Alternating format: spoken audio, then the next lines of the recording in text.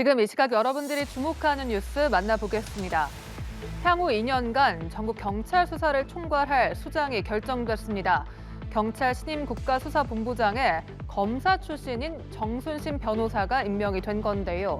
정 본부장은 변호사로 잠시 일한 기간을 제외하고 2001년 검사로 임관해 2020년까지 20년간 검찰에 몸을 담았습니다. 경찰 수사를 총괄하는 국수본부장에 검사 출신이 임명되면서 경찰 조직 안팎은 술렁이는 분위기입니다. 자세한 내용은 홍정원 기자가 전합니다. 향후 2년간 전국 경찰 수사를 총괄할 국가수사본부장 수장에 검사 출신 정순신 변호사가 임명됐습니다. 2001년부터 20년간 검찰에 재직한 정 본부장은 인천지검 특수부장과 일선검찰청 형사부장 등을 거쳐 특수 수사통으로도 평가됩니다. 특수부장 정순신 검사입니다. 휴일에 고생들이 많으십니다. 서울중앙지검 인권감독관 시절 정 본부장은 당시 지검장이었던 윤석열 대통령과 호흡을 맞췄습니다. 한동훈 법무부 장관, 이원석 검찰총장과는 연수원 동기입니다. 신임 본부장에 검사 출신이 임명됨에 따라 경찰 내부는 술렁이는 분위기입니다. 검경 수사권 조정을 거치며 자리를 잡은 검찰과 경찰 사이 견제와 균형 관계가 무너질 수 있다는 우려가 대표적입니다. 국수본부장은 경찰청장에게도 없는 개별 사건 수사에 대한 지휘 권한이 있습니다. 수사 방식 등을 놓고도 경찰 특유의 조직 문화와 융화하기까진 시간이 필요할 것이란 전망도 나옵니다. 떠나는 남구준 초대 국수본부장도 검사 출신 후임자 인선을 겨냥한 듯 애둘러 경찰 조직을 흔들리는 꽃에 빗댔습니다. 흔들리지 않고 피는 꽃이 어디 있겠습니까? 바람에 흔들리기도 하고 비에 젖을 때도 있습니다. 썰물이 있으면 반드시 밀물의 때가 옵니다. 다만 경찰 내 특수통으로 알려진 정 본부장이 경찰 수사 능력을 키우는 데 도움이 될 것이란 일부 기대도 있습니다. 신임 정순신 국가수사본부장은 다음 주 월요일에 취임해 2년간의 임기를 시작합니다. 연합뉴스TV 홍정원입니다.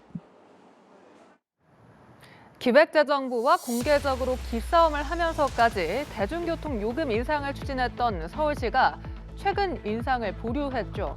또 서울광장에 설치된 이태원 참사 분향소를 불법 시설물로 규정하고 금방이라도 철거할 것처럼 경고하다가 한 발짝 물러났는데요. 원칙대로 하겠다던 오세훈 서울시장이 최근 신중 모드로 돌아선 배경은 대체 뭘까요? 이 내용은 박상률 기자입니다. 300~400원을 올린다 하더라도 운송 원가에는 턱없이 못 미친다 하는 점을 감안하신다면 사실은 300~400원 정도를 가지고 지금 논의를 하고 있는 이 상황이 고육지책이다 하는 것을 이해해 주실 수 있을 텐데요. 오세훈 시장은 대중교통 요금 인상이 불가피하다는 점을 수차례 강조했습니다. 기획재정부와 공개적으로 기싸움을 하면서까지 요금 인상을 추진합니다. 택시 요금도 오른 상황에서 버스와 지하철까지 줄줄이 인상이 예고되자 시민들의 부담을 우려하는 목소리가 커졌고 결국 서울시는 서민 가계 부담을 고려한다며 요금 인상을 미뤘습니다. 이달 초에는 버스 거리 비례제를 도입하려다 비판 여론이 일자 하루 만에 철회하기도 했습니다. 서울광장에 기습 설치한 이태원 참사 분향소 문제를 놓고도 강경 모드에서 신중 모드로 급선회했습니다. 오 시장은 분향소 설치 직후 불법 시설물로 규정하며 강제 철거를 여러 차례 경고했습니다. 그러나 최근 대화를 통해 해결할 조짐이 보인다며 강제 철거는 일단 보류한다고 설명했습니다. 과도한 밀어붙이기식 행정 아니냐는 비판과 함께 강제 철거 과정에서 충돌이 발생할 경우 정치적 역풍을 맞을 수 있다는 판단도 작용했다는 해석이 나옵니다. 시민 부담, 대화 진척 등 서울시가 밀어붙이던 계획을 보류하는 이유는 다양하지만 결국 여론 움직임을 크게 의식한 행보로 풀이됩니다. 다만 오세훈 시장이 법과 원칙을 강조하고 있는 만큼 협상에 진척이 없을 경우 다시 강경 대응으로 선회할 가능성이 높습니다. 연합뉴스TV 박상률입니다. 오늘 코로나19 신규 확진자는 10,000명 초반대였습니다. 목요일 기준으로 34주 만에 가장 적은 건데요. 유행 안정세가 지속되는 가운데 3월 둘째 주부터는 실내 마스크 완전 해제와 확진자 7일 격리 의무 완화 등에 대한 논의도 시작됩니다. 또 다음 주부터는 일요일 뺀 주 6일 코로나 관련 통계도 제공됩니다. 방역당국은 세계보건기구 WHO의 4월 말 팬데믹 종식 선언 여부를 지켜보겠다는 입장입니다. 서영석 기자입니다. 23일 신규 코로나19 확진자는 51명, 하루 전보다 800명 가까이 줄어 10,000명 초반을 기록했습니다. 목요일 발생 기준으로 보면 지난해 6월 30일 9,000명대를 기록한 이후 34주 만에 제일 적었습니다. 위중증 환자는 183명으로 닷새째 200명 아래이고 사망자는 20명 나왔습니다. 전반적인 유행 안정세에 추가 방역 완화에 대한 관심도 커지고 있는데 정기석 국가감염병 위기대응 자문위원장은 연합뉴스TV와 통화에서 3월 둘째 주 자문위 회의에서 관련 논의를 하겠다고 밝혔습니다. 이에 따라 의료시설과 대중교통 등에 남아있는 마스크 착용 의무 해제와 확진자 7일 격리 의무 완화 등을 놓고 방역당국 차원의 논의도 본격화할 것으로 예상됩니다. 방역당국은 국내 코로나 현황과 세계보건기구의 4월 말 팬데믹 종식 선언 여부를 지켜보겠다는 입장이지만 전문가들 사이에선 굳이 4월 말까지 기다릴 필요가 없다는 의견도 나옵니다. WHO하고 같은 길을 갈 필요는 전 전혀 없다고 보고요. 왜냐하면 이제 WHO는 이제 전 세계적인 상황을 봐야 되는 거라서 우리나라 정책 결정의 그 미시적인 부분에 대한 근거를 제시하기는 어려워 보여요. 다만 전문가들은 고위험군에 대한 위험 요인 증가 시 방역이 다시 강화될 수 있음은 전제해야 한다고 조언했습니다. 한편 방역당국은 최근 안정된 방역 상황을 고려해 매일 제공하던 코로나 관련 통계를 다음 주부터는 일요일을 뺀 주 6일로 줄이고 공휴일 통계도 쉬는 날이 끝난 뒤 취합 제공하겠다고 밝혔습니다. 연합뉴스TV 서영석입니다. 대형 병원이 부족한 중소도시나 농어촌 지역에서 공공의료원은 환자들이 기댈 수 있는 마지막 언덕이죠. 하지만 의사들에게는 기피 근무지라 전국 공공의료원 10곳 중 7곳 이상은 전문의 정원을 채우지 못하고 있습니다. 단순히 연봉을 많이 준다고 해결될 일은 아닌데요.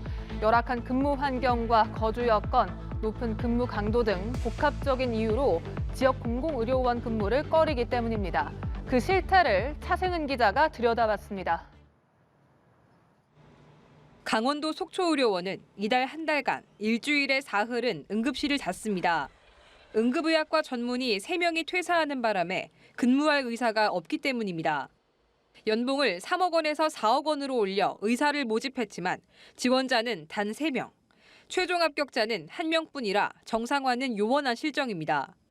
중증인 환자분들께서는 강릉 아산병원으로 전원이 되고 있는 상황으로 알고 있습니다. 구급차로 가면은 한 40분, 1시간 내외로 갈 수 있을 것 같습니다. 문제는 이게 응급의학과만의, 속초의료원만의 문제가 아니라는 겁니다. 전국 공공의료원 10곳 중 7곳 이상은 전문의 정원을 채우지 못하고 있습니다.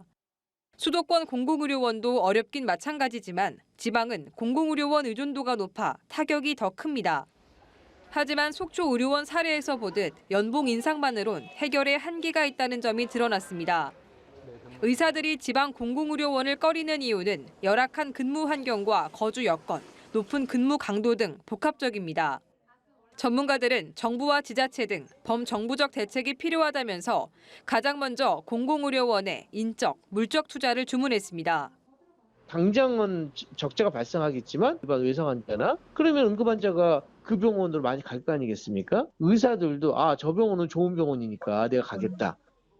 공공의대 설립이나 지역의대 졸업 후 일정 기간 해당 지역 근무를 의무화하는 지역의사제 같은 대책을 검토해야 한다는 주장도 나옵니다. 땜질식 대책으로 버텨온 수십 년. 하지만 지금 지방 공공의료에선 붕괴 경고음이 울리고 있습니다. 연합뉴스TV 차승은입니다. 내일 K리그가 개막합니다. 우승 후보인 울산과 전북의 개막전을 시작으로 순위 경쟁에 돌입하는 건데요. 지난 시즌 득점왕 조규성은 유럽 진출 대신 전북 잔류를 택했고 조규성과 득점왕 경쟁을 벌인 주민규는 울산에서 명예회복을 노립니다. 유럽에서 돌아온 황의조도 도전장을 내밀며 뜨거운 골잡이들의 대결이 눈길을 끕니다. 이 소식 김종성 기자입니다. 지난 시즌 득점왕 조규성은 유럽 진출 대신 전북 잔류를 택했습니다. 안정된 환경에서 몸을 만든 조규성은 K리그에서 건재함을 알린 뒤 여름 해외 무대를 두드리겠다는 원대한 계획을 갖고 있습니다. 팀들도 안 원할 수도 있고 제 몸값이 떨어질 수도 있고 그렇게 생각하면서 잘 준비하고 있습니다. 조규성과 똑같이 17골을 넣고도 출전 경기가 많아 득점왕 2연패를 놓친 주민규는 울산에서 명예회복을 노립니다. 특히 리그 최강 중원진의 지원을 받게 돼 기대감에 부풀었습니다. 또 제가 부족했기 때문에 못 탔다고 생각을 하고 있어서 또 좋은 팀에서 좋은 선수들과 같이 배우면서 제가 부족한 점을 배운다고 하면 좀 더 좋은 커리어를 쌓을 수 있을 거라고. 유럽 생활을 잠시 접고 재기를 꿈꾸는 황의조도 조규성의 도전장을 내밀었습니다. 대표팀 동료 나상호, 전 대표팀 캡틴 기성용의 지원 사격을 받게 된 황의조는 서울을 우승에 도전할 팀으로 만들 각오입니다. 규성이랑 상대 팀으로 뛰어본 적은 한 번도 없어서 이렇게 재밌는 경기가 될 것 같고 FC서울이라는 팀이 충분히 그 전북과 울산에 저희가 버금갈 수 있는 그런 팀이라고 생각하고 여기에 화려한 세리머니로 그라운드를 수놓았던 수원FC의 코리안 메시 이승우, K리그2 득점왕 출신 대전 6학년까지 가세한 상황. 골잡이들이 보여줄 화끈한 골잔치에 팬들의 시선이 집중되고 있습니다. 연합뉴스TV 김종성입니다.